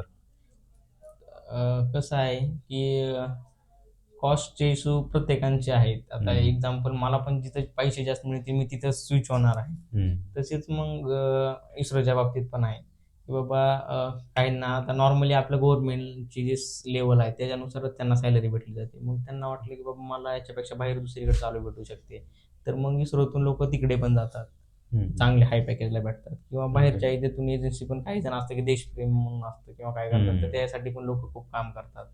मग हे ओव्हरऑल इंडस्ट्री ऑर्गनायझेशनमध्ये सेम होत असतं, असं काय नाही. फक्त एवढंच आहे की इस्रोमध्ये एखादा माणूस तेवढा स्ट्रगल करून गेला तर त्याच्या मनात असा विचार येत नाही की मी आता स्विच करून जातो. पण स्टार्टिंगलाच एखादा फ्रेशर तिथे लागलेला असला त्याला वाटलं की मला पैसे पण पाहिजे किंवा मला अजून हाय टेक्नॉलॉजीला काम करायचं किंवा एकदम अपग्रेड स्किलला मॅच करायचं आहे, तर मग आपल्याला ते मग म्हणतात की मी नासामध्ये जातो, ह्या ऑर्गनायझेशनमध्ये जातो किंवा त्या टेक्नॉलॉजीचंच काम करतो. असे असे पण आहेत. म्हणून मग तेच त्यांचं राहतं की बाबा आपण स्विच करायचं. बट ग्रोथ होतीये, फास्ट सुद्धा होतीये. आता ग्रोथ होते म्हणजे तर कम्पेअर्ड केलं तर बाकीच्या कंट्रीसोबत तर आपण पण आता आहेतच पुढे. असं नाही की अजून आता ॲज कम्पेअर्ड आपण काढला रेशो ओव्हरऑल वर्ल्डमधला तर आपला पण 3-4 नंबरलाच नंबर आहे ना. आता कसं आहे नासा रशिया आहे यांची हे आपल्याला माहिती आहे की सेकंड वर्ल्ड वॉरपासूनच त्यांचं ते एमच आहे की आपल्याला हेच करायचं आहे. आणि त्या ऑलरेडी कंट्रीज आहेत त्या फायनान्शियली खूप स्ट्रॉंग आहेत. आपल्या इथे एकतर पॉलिटिकलमुळे आपल्याला त्याचा खूप इश्यू असायचे, तरी पण ज्यावेळेस आपलं फर्स्ट आपली ज्यावेळेस गव्हर्नमेंट फॉर्म झाली त्यावेळेसपासूनच फर्स्ट प्राईम मिनिस्टरपासूनच त्यांनी इनिशिएटिव्ह घेतलेला आहे. पहिले जे सायंटिस्ट होते ते डॉक्टर विक्रम साराभाई, त्यांना आता त्या गोष्टी त्याच्यावर एक वेब सिरीज पण आलेली आहे रॉकेटवर, त्यांनी पण ते दाखवलेलं आहे की बाबा त्यांनीच पहिल्यांदा आणि बाबा डॉक्टर होमी बाबा पण ते ऑटोमिकमध्ये होते, पण त्यांनी नंतर मग केलेलं आहे. मग त्यासाठी त्यांनीच इनिशिएटिव्ह करून केलेलं आहे. आता कसं आहे गव्हर्नमेंट आपली इंडिपेंडंट भेटल्यानंतर आपल्याला फायनान्शियल बाकीचे इश्यू होते म्हणून आपण डायरेक्टली त्याच गोष्टीमध्ये घुसू शकत नव्हतो. म्हणून गव्हर्नमेंटने पण आपल्याला पाहिजे तसा सपोर्ट नाही केला. पण ते बाकीच्या ॲज कम्पेअर टू दुसऱ्या कंट्रीज आहेत त्यांचं तेच होतं, आपल्याला त्यांच्या ऑलरेडी वेल सेटल कंट्रीज होत्या, त्यांना मग ह्या गोष्टीवर डेव्हलप करायचं मग त्यांनी त्याच्यात खूप सपोर्ट केला आहे. आपले आता 100% म्हणजे 100पेक्षाही जास्त आपण लॉन्चिंग केलेले आहे. त्याच्यामध्ये आपले रिजेक्शन जो फेल रेशो आहे तो 1% असल्यासारखाच आहे. बाकीच्या कंट्र्यांचा तसं नाही, ते करायचे तर करून टाका, ते कॉस्ट बेस ते मॅनेज करतात. कारण आपल्या इथे फेल होणं म्हणजे खूप मग प्रॉब्लेम होतो बजेटच्या बाबतीत असेल किंवा काय असेल, म्हणून ती थोडा लेट झाला तरी चालेल पण आपण व्यवस्थितच करतो. ओके. सो पूर्ण 1 वर्ष इंटर्नशिप झाली, त्यामध्ये जर मला विचारायचं असेल की टॉप 3 लर्निंग्स ज्या की टेक्निकल सुद्धा असू शकतात, लाईफ बद्दल सुद्धा असू शकतात, काय भेटले? त्या मेनली सांगायच्या म्हटलं तर असेल की जी माणसाची पेशंट ठेवायची असते कॅपॅसिटी, की म्हणजे आता मी एखादी गोष्ट तर पुढच्या सायंटिस्टला काय विचारत असेल तर त्यांनी कधीच मला असं डिमोटिवेट नाही केलं, बरं. की प्रत्येक वेळेस त्यांनी त्या गोष्टी पाहिजे तशा एक्सप्लेन केल्या. तर त्यावेळेस त्यांना टाईम नसेल तर त्यांनी त्यांच्या डायरीत गोष्टी त्या नोट डाऊन करून ठेवल्या, की मी दयानंदला ही 5 वाजता गोष्ट सांगणार आहे, 6 वाजता गोष्ट सांगणार आहे. मग मला सांगायची, दयानंद तू जाऊ नको, तुला मी गोष्ट प्रॉपरली एक्सप्लेन करणार आहे. आणि ते करतात. आता आपण ऑफिसमध्ये जास्त वेळ थांबतो, काम करतो. हे कंपनीसाठी करतोय, स्वतःसाठी नाहीत करत. किंवा स्वतःच्यासाठी टेक्निकल फील्डसाठी पण केलं पाहिजे. तुम्ही आज तुमचं काम 8 तासाचं आहे, 8 तास काम झालं, एकतर घरी जाता आणि जर थांबले कोण तर ते कंपनीचं तेच काम राहिलेलं आहे म्हणून करतात. पण कंपनी पण याचा विचार करत नाही. ठीक आहे थांबते तर त्यांनी विचार केला पाहिजे, अरे ठीक आहे ह्याच्या स्वतःची स्किल डेव्हलप करतो, इनडायरेक्टली कंपनीची ग्रोथ होणार आहे. तुझी इफिशियन्सी वाढते म्हणजे तो कंपनीची इफिशियन्सी वाढवणार आहे. पण कंपनीला आजचं टार्गेट आजच करायचं. तिथं तिथं या गोष्टी त्यांना पण टार्गेट्स आहेत, ते पण करतायत. पण ते त्यांच्या टाईममध्ये सगळे टार्गेट कंप्लीट करतायत. जास्त वेळ मग थांबायची वेळ आली तर मग ती स्वतःसाठी टाईम देऊन किंवा दुसऱ्या गोष्टी आहेत, काय बाबा एक्झाम्पल एखादं मिशन पाहिजे तसं इनकरेक्ट झालं नाही तर ते का नाही झालं त्याच्यावरती रिसर्च करत बसणार, स्टडी करत बसणार, पुस्तक वाचणार किंवा डिस्कशन करणार दुसऱ्या सायंटिस्ट सोबत, की बाबा काय तुम्हाला काय वाटतंय, ओव्हरऑल डिपार्टमेंटचं सजेशन घेणार ते. मग या अशा गोष्टी डिस्कस करून ते क्लिअर करतात. पेशन्स आणि सेल्फ लर्निंग. मला आमचे सायंटिस्ट पण सांगायचे, कधी पण इंजिनिअरनी तर काम करताना ऑपरेटिंग बेस नाही काम केलं पाहिजे. काहीतरी स्वतः रिसर्चेबल काम असलं पाहिजे. स्टडी हा ॲप्लिकेशन बेस असला पाहिजे. आणि दुसरी गोष्ट म्हणजे ज्या गोष्टी करताय त्याच्या आधी ह्या गोष्टीचा विचार करायचा, ही गोष्ट का करतोय, कशासाठी करतोय, कुठे करतोय आणि केव्हा करतोय. म्हणजे आपण म्हणतो ना व्हॉट, हाऊ, वेन आणि वाय, ह्या गोष्टी कंटिन्युअसली डोक्यामध्ये आलंच पाहिजे, की बाबा कशासाठी काय बा असलं करायला पाहिजे. आणि स्टडी करताना कोणता पण ॲप्लिकेशन बेस केला पाहिजे. ॲप्लिकेशन बेस स्टडी केला की गोष्टी प्रॉपरली क्लिअर होतात. नाहीतर आपण आता कॉलेजमध्ये पण इंजिनिअरिंगमध्ये प्रॅक्टिकल केले, काय केले अजून पण माहीत नाही कशासाठी केलं. किंवा काही काय अजून असतात की कॉलेजमध्ये मी हे शिकलो, ते शिकलो, राईट हँड रूल शिकलो, नाहीतर आपलं जास्त असतं ट्रिग्नॉमेट्री शिकलो, हे शिकलो. ह्याचा यूज कुठे होतो? तर तुम्ही त्याचा यूज करायला गेले तर ते खूप आहे. ओके. असं नाही की ती ग्रॅव्हिटी जस्ट सब्जेक्ट पास नाही करायचे. म्हणजे असं नाही. कारण कसं आहे स्टार्टिंगला आपल्याला त्या लेवलला बेसिक गोष्टी शिकायच्या असतात आणि म्हणून त्या दिलेल्या असतात. पण फ्युचरमध्ये जर त्याचा तो यूज असेल त्याला त्या यूजमध्ये भेटतात. जो एरोनॉटिक्समध्ये जातो, स्पेसच्या कामासाठी जातो, त्याला ट्रिग्नॉमेट्री, जॉमेट्री यूज होणारच आहे तिकडे. असं नाही की होणार नाही. जर तुम्ही ते करताय आणि नंतर BA BCom करताय तर तुम्हाला कशाला पाहिजे ते. ओके. तर मग असं आहे. सो एक लास्टचा इंटरेस्टिंग क्वेश्चन, लाईक सर्वांना माहिती आहे की गाड्या आपण पेट्रोल डिझेल यावरती चालवतो, आता EV सुद्धा आल्यात. तर रॉकेट्सचा काय, फ्युलचं जे पण पूर्ण सायन्स असते ते एकदा एक्सप्लेन कर. नॉर्मली आपले मी PSLVचं सांगतो की जी पोलार सॅटेलाइट आहे व्हेकल त्याचे 4 स्टेजेस आहेत. तर त्याच्यामध्ये first stage, second stage, third stage आणि 4th स्टेज म्हणजे फायनल सॅटेलाइटची. तर फर्स्ट स्टेजला प्रोपोलन्स म्हणून वापरलं जातं, जे एक राख टाईप असतं, ब्लॅक टाईप दिसतं, म्हणजे ते लिक्विड फॉर्म नाही सॉलिड फॉर्ममध्ये असतं आणि प्रोपोलन्स म्हणतात त्याला. दुसरं लिक्विड आहे एक, आता त्या लिक्विडचं नाव मला आठवत नाही, H2 असं काहीतरी आहे, ते लिक्विड असतं, लिक्विड फॉर्ममध्ये असतं. आणि थर्ड परत मग प्रोपोलन्सच यूज केलं जातं. आणि लास्टला असतं ते कायरो म्हणून एक गॅस टाईप असतं, ते पण एक फ्युलच आहे, कायरो नाव मग असतं त्याला. मग तो एक असं ते एवढ्या मोठ्या प्रमाणात असं गॅस टाईपमध्ये भरलेला असतं की तो लिक्विड फॉर्म बनवू शकतो असं. आणि तर त्याच्यामध्ये पण जे आपले हे स्टेजेस आहेत, फर्स्ट स्टेज, सेकंड स्टेज, ह्याच्यामध्ये पण एक लॉजिकल आहे की आता हे प्रॉपरली मला काय आठवत नाही आता म्हणजे त्या गोष्टी. पण सॉलिड फॉर्म, लिक्विड फॉर्म असे केलेले असतात. आणि स्टेज वाईज मग ते प्रॉपरली त्या डिस्टन्सला गेल्यावर, टाईमला गेले की ते ऑटोमॅटिक सेपरेट होतात. तो खालचा जो स्टेज 1 आहे ते रिमूव्ह होत असते आणि बाकीची सेकंड स्टेज ऑन होऊन पुढे जात असतो. डिसेंबरमध्ये इंटर्न कंप्लीट झाली लास्ट इयर 24.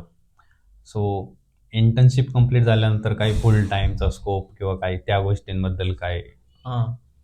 तर नॉर्मली इस्रो किंवा गव्हर्नमेंट ऑर्गनायझेशन तर ज्यावेळेस इंटर्न किंवा अप्रेंटिस करत असतो त्यावेळेस अशा काही गोष्टी प्रोव्हाइड करत नाहीत. ते आधीच क्लिअर करत असतात.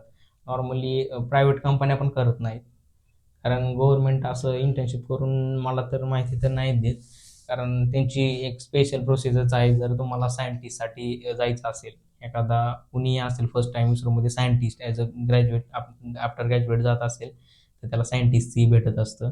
जर बाहेरून जात असेल तर ICRB एक्झाम देऊनच जायचं आहे त्याला.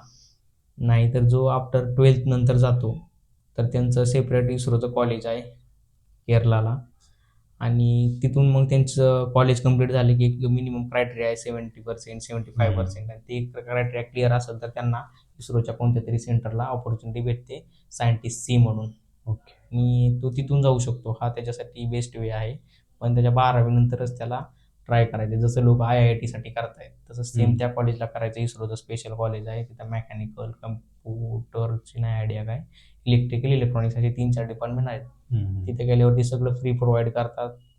फ्री टीचिंग असतं. फक्त त्या इस्रोच्या कॉलेजला जायचं आहे आपल्याला.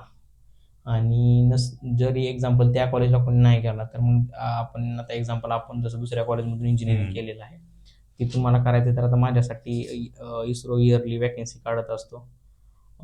तिथून मग ICRB एक्झाम आहे. सेम आपली गेट सारखी एक्झाम राहते. गेट कशी एक्झाम आहे MTech तशी ती एक्झाम देऊन मग इंटरव्ह्यू आहे. ओके. मग इंटरव्ह्यू त्यांचा इस्रोचे सायंटिस्ट असतील, काही प्रोफेसर असतील ते घेतात, आणि त्याच्यानंतर मग जॉईनिंग भेटते. ओके. सो यामध्ये ना ऑडियन्सला एक पॉईंट आहे जो की हायलाईट करायला हवा की 23 डिसेंबरमध्ये तुझी इंटर्नशिप सुरू झाली, 24च्या एंडिंगला संपली. सो त्यामध्ये पासआउट सुद्धा झाला इंजिनिअरिंग. तर DY पाटील कॉलेजने खूप लाईक हेल्प केली किंवा अलाउड केलं की ठीक आहे फक्त एक्झामला या, इंटर्नशिप तू कर. ही एक खूप चांगली गोष्ट आहे की सपोर्ट दाखवला. Second of all, placement session संपून जातो लास्ट इयर संपल्यानंतर, तरी सुद्धा प्लेसमेंटच्या ऑपॉर्च्युनिटीज दिल्या की इंटर्नशिप संपल्यानंतर परत आलास, प्लेसमेंटची ऑपॉर्च्युनिटी भेटला, आणि त्यामध्ये तुला HC डायनॅमिक्स ही कंपनी भेटली. सो त्याबद्दल थोडंसं सांग. मेनली सांगायचं म्हणजे तर ज्यावेळेस मी ऑपॉर्च्युनिटी भेटली होती त्यावेळेस ऑलरेडी मी कॉलेजमध्ये असताना काउन्सिलिंगमध्ये होतो ॲज अ ट्रेजरर म्हणून. तर मग माझे ओव्हरऑल कॉलेजमध्ये कॉन्टॅक्ट चांगले होते. मी तर सगळ्यांनाच हे एक सजेशन देईल की माझ्याकडून एक मिस्टेक झाली की बाबा आधीपासून आपण नॉर्मली एक स्टुडंट काय करत असतो, कॉलेजमध्ये गेले की सब्जेक्ट काढणे, पास होणे, टीचरसोबत बॉन्डिंग असतं, पण प्लेसमेंटची आयडिया नसते आपल्याला काय. प्लेसमेंट सेलसोबत चांगले कॉन्टॅक्ट ठेवले पाहिजे. आणि दुसरी गोष्ट म्हणजे जी बाहेरून निघल्यावर आपल्याला जॉब करायचा त्या इंटेन्शननी पण थोडं काम केलं पाहिजे. मी आता हे सांगतो की ज्यावेळेस मला ही ऑपॉर्च्युनिटी भेटली त्यावेळेस मग मी आमच्या TNPCLला पण बाबा इन्फॉर्म केलं की माझं अशी सिच्युएशन आहे, तर मला माझे ऑलरेडी प्रिन्सिपल HODने किंवा टीचर टापनी मला अलो केलेलं आहे, तर मग तुम्ही पण मला प्लेसमेंटसाठी थोडं ॲडजस्ट केलं तर चालेल. मग मी त्यांना असं नाही डायरेक्टली बोललो की मला आफ्टर इंटर्नशिप कंप्लीट झाल्यावर जॉब द्या.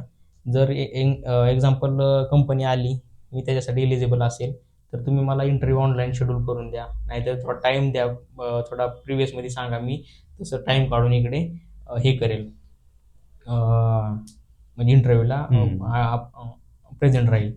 मग ते म्हणले ठीक आहे चालेल, आम्ही आमच्या साईडनं तुला फुल सपोर्ट करू. आणि त्यांनी नंतर मला एवढी पण कमिटमेंट केली की जरी तुला तू वाटलंस तर आता फुल फोकस तिकडं इंटर्नशिपवर कर, अप्रेंटिस झाल्यावरती आम्ही तुला फिक्स जॉब देऊ. ऑलरेडी आम्ही आताही तुला जॉब देतोय, नंतरही देऊ आम्ही. अजून ऑलरेडी आमचे 2023चे स्टुडंट आहेत त्यांनाही जॉब देतोय, तर तुला काय नाही देणार. ही ऑपॉर्च्युनिटी तुझ्यासाठी बेस्ट आहे आणि आमच्यासाठी आहे. त्या हिशोबाने मला त्यांनी चांगला सपोर्ट करून नंतर मग जसं कमिटमेंट केली तशी मला त्यांनी चांगले कंपनीज प्रोव्हाइड केल्या. मी तिथून मग ही मला ह्या कंपनीमध्ये इंटरव्ह्यू द्यायला चान्स भेटला आणि इंटरव्ह्यू सिलेक्शन जाऊन मी जॉईनिंग झालो. ओके. सो ही जी इस्रोची इंटर्नशिप केली ना, ह्याचा नक्कीच बेनिफिट झाला असेल जेव्हा पण इंटरव्ह्यूला तू बसला. बिकॉज मी सुद्धा पाहतो की लाईक बियॉन्ड दी कोड जेव्हा चालू झाले त्यानंतर जे इंटरव्ह्यूज दिले ना त्यामध्ये या गोष्टीचा फायदा होतो की लाईक सांगता येतं की हां मी काहीतरी थोडंसं एक्स्ट्रा ऑर्डिनरी केले, काहीतरी वेगळं केले. सो तो पॉईंट कॅच होतो, आपण लक्षात राहतो. तर तशीच एक इस्रो इंटर्नशिप तू केलीस, तिचा फायदा झाला असेल. टेक्नॉलॉजी कोणतीही शिकलेली काही वेस्ट जात नाही. तसंच की उलट माझी जी ऑलरेडी माझं जे नॉलेज होतं त्याच्यामध्ये काही ना काही ग्रोथच झालेली आहे मी तिथे गेल्यापासून, आणि मला काही ना काही ॲडिशनली शिकायला भेटलेलं आहे. आणि जे नॉर्मली आपण कुठं शिकूही शकणार किंवा प्रॅक्टिकली करू शकणार नाही अशा गोष्टी मी पाहिल्यात किंवा केलेल्या आहेत.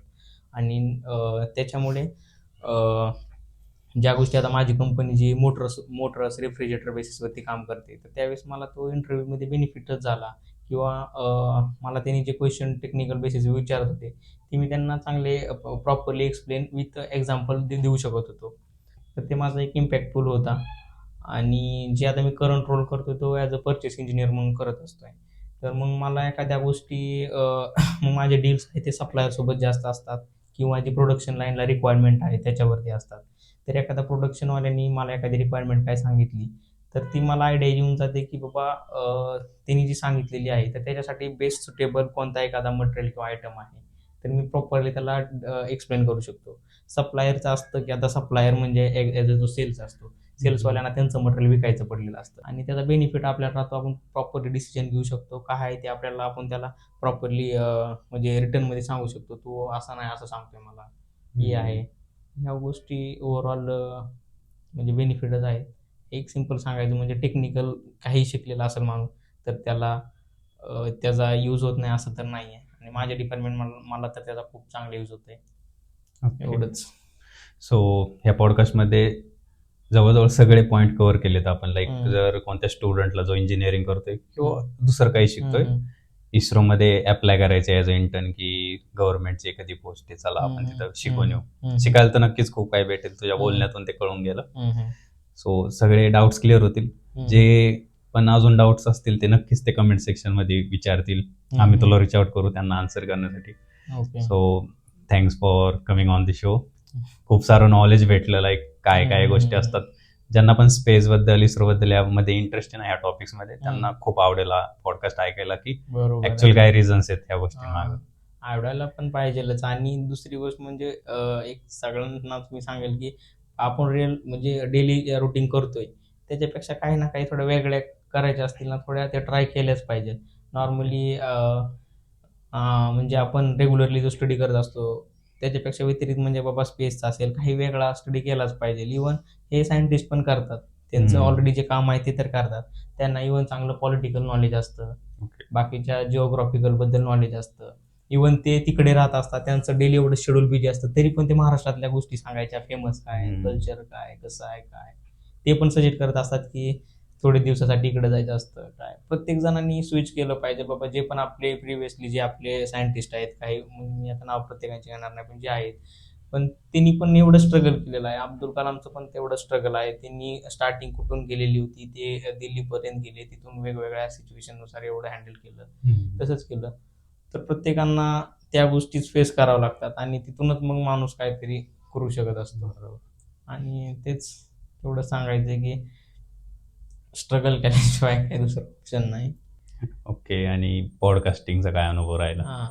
फर्स्टली तर मी तुमच्या सर्वांचं म्हणजे थँक्यू बोलतोय आणि सॉरी पण बोलतोय की मला सारखं रिशेड्यूल करावं लागायचं. कारण प्रॉब्लेम काय झाला, रिसेंटली मी जॉईनिंग झाल्यामुळं मला स्टार्टिंगला खूप काही शिकायच्या होत्या कंपनीत गोष्टी. नंतर शिकायला लागलो की माझ्या मागे एवढा लोड दिला की मग कंटिन्युअसली माझा सॅटर्डे संडे पण बिझी जायचा आणि म्हणून मला सारखं रिशेड्यूल लागायचं, अरे प्लीज ॲडजस्ट करा, हे करा, ते करा. आणि म्हणून मीच तुमचं बाबा तुम्ही एवढे पेशंट ठेवून मग थांबला आणि मला बोलवलं, ही अशी ऑपॉर्च्युनिटी दिली. आणि फर्स्ट टाइम एवढं केलं तर मला पण चांगलं वाटतंय. हे खरंच चांगलं प्लॅटफॉर्म आहे. जर अजून कुणाचं काय शेअरिंग करायचं असेल ना, त्यांनी परत येऊन केलं पाहिजे. याच्यात इव्हन स्वतःचं नॉलेज एक्सप्रेस करायचा पण चान्स भेटतो, एक चांगलं कम्युनिकेशन पण इम्प्रूव्ह होतं. आणि मेनली तर कम्युनिकेशन खूप इम्पॉर्टंट असतो ऑल फील्डमध्ये. स्टुडंट्सला सुद्धा खूप सारा एक्सपोजर भेटतो, लाईक ऍक्च्युअल मध्ये काय करायला पाहिजे. बरोबर. तेच एवढं आहे. Thank you Uday for coming on the show. तुम्हाला पण थँक्यू मला इथं बोलवल्याबद्दल, कारण ही माझ्यासाठी चांगली ऑपॉर्च्युनिटी होती.